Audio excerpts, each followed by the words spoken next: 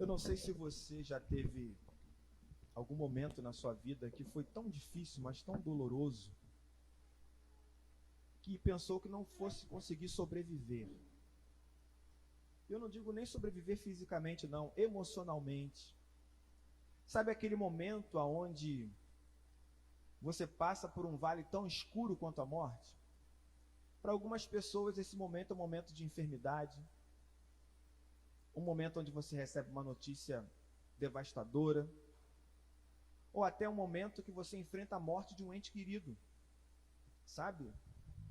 Um filho, um cônjuge, um dos pais, ou os dois. Ou quando você passa por uma circunstância que talvez você perceba que a sua vida nunca mais será a mesma.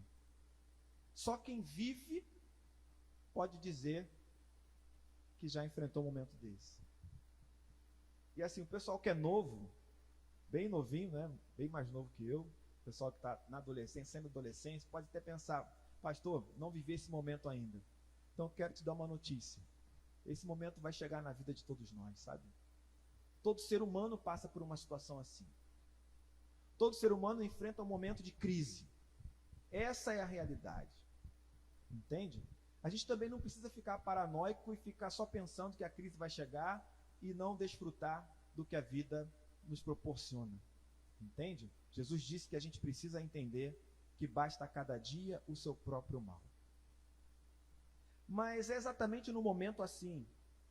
E quando esse momento é superado, principalmente, depois de muito tempo, é que você consegue compreender de fato o que é a graça de Deus.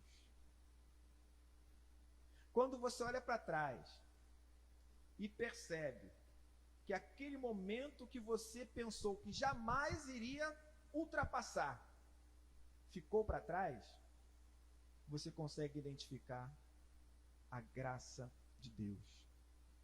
É claro que existem pessoas em que esses momentos são muito recorrentes, né, e tão próximos que parece que é como tomar caixote na praia, né? Quando você se levanta achando que conseguiu sair, vem uma onda e te joga de novo. E de novo, e de novo, e de novo. Mas o fato é que o Senhor ele nos acompanha no meio das tempestades. Entende? Você precisa se lembrar disso. Quando você olhar para essa cruz que está atrás de mim, você precisa se lembrar que Jesus carregou ela, que ele esteve nela, ele sofreu as dores dos cravos, entende? Ele sofreu a dor de tentar respirar livremente e não conseguir. Ele sofreu o drama emocional de estar sendo injustiçado. Mas olha para ela. Ela está vazia. Entende?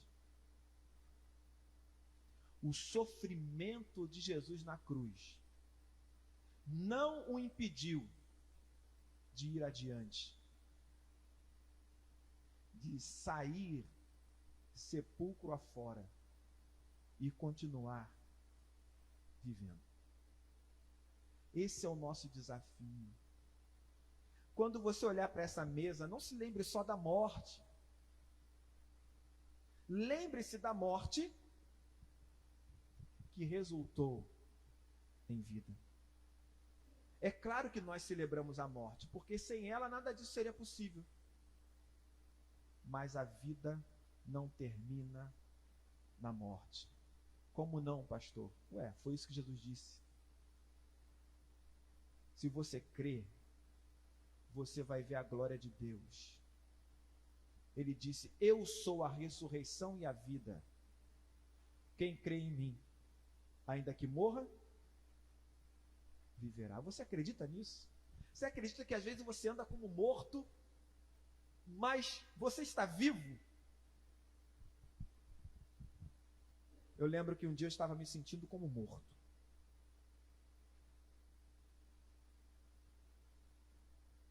E naquele dia eu entrei numa crise profunda, choro desesperado. Quando eu percebi, eu já estava no canto da cama, entre a parede e a cama, no chão do quarto, chorando desesperadamente. A minha esposa tentando me ajudar, mas na realidade eu nem percebia a presença dela ali. Eu só chorava.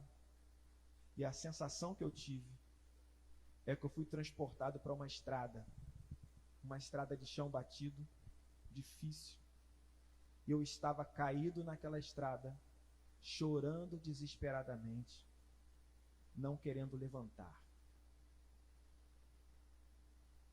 Naquele momento, Jesus se aproximou de mim e eu não conseguia ver o rosto. E Jesus apontava para o horizonte, e no horizonte, bem longe, tinha um sol. E ele dizia para mim: continua. E eu falava para Jesus: eu não quero ir.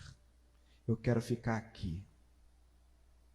Eu quero ficar aqui. Eu não aguento mais andar. Eu não vou adiante. Eu vou ficar aqui. Ele sentou do meu lado na estrada e passou um longo tempo tentando me motivar. E eu só dizendo que não queria ir, não queria ir. E ele continuava conversando comigo, me abraçando, falando comigo. E aquela dor parece que foi me deixando e as lágrimas foram secando. Eu me levantei da estrada e eu prossegui no caminho.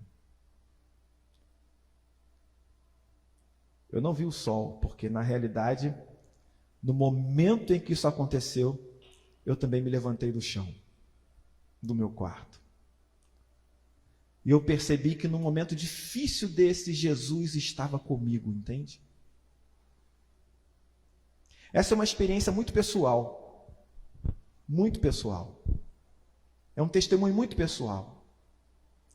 Mas eu sei que muitas pessoas já sentiram a mesma coisa, sabe?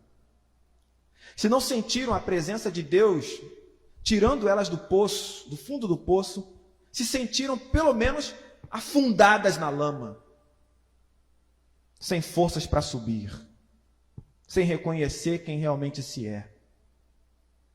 E eu estou aqui nessa noite para dizer para você que essa cruz está vazia, porque o meu Salvador, ele não se permitiu ficar agarrado na morte. Ele se levantou ao terceiro dia e seguiu adiante. E ele disse que se você acreditar, isso vai acontecer com você também. Entende? Não há dificuldade grande o suficiente. Não há tormento, não há tempestade, não há dor suficiente que impeça você de viver. Quando o Senhor Jesus disser: vem para fora.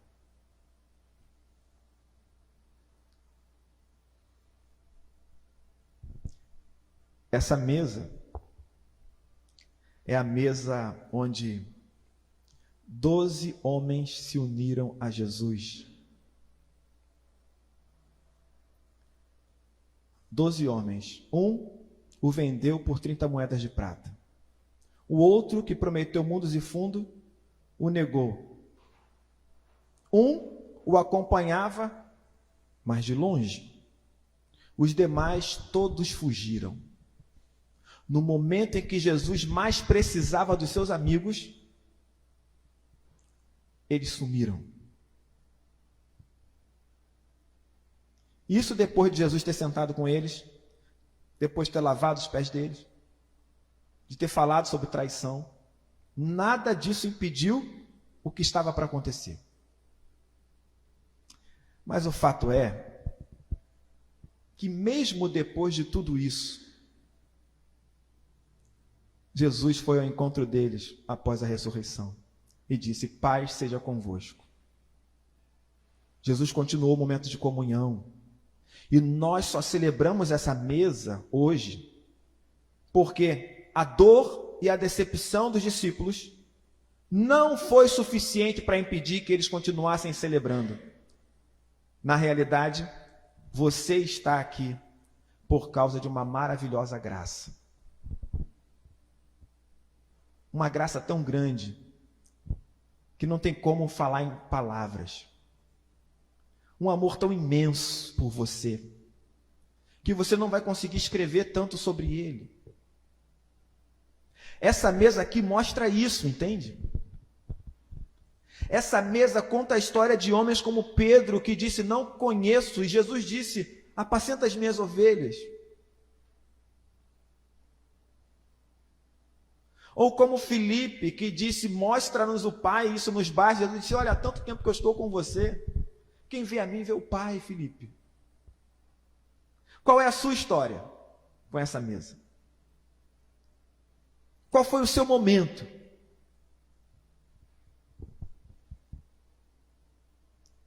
Quando eu fiz a profissão de fé e eu fui tomar a ceia pela primeira vez, eu estava muito nervoso. Muito nervoso na minha primeira ceia. Sabe por quê? Porque eu não sabia o que dizer. Quem come o pão pela primeira vez passa por isso, talvez você se lembre, né? Eu vou comer o pão, vou tomar o vinho, vou fazer o quê? Que oração é essa que todo mundo faz? A gente só vê as pessoas comendo o pão, bebendo o cálice, abaixando a cabeça aí. Que oração é essa? Eu estava tão feliz naquele dia, mas tão feliz naquele dia, tão feliz,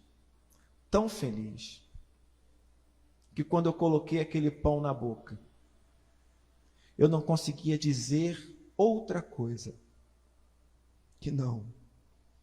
Obrigado, Jesus. Obrigado, Jesus.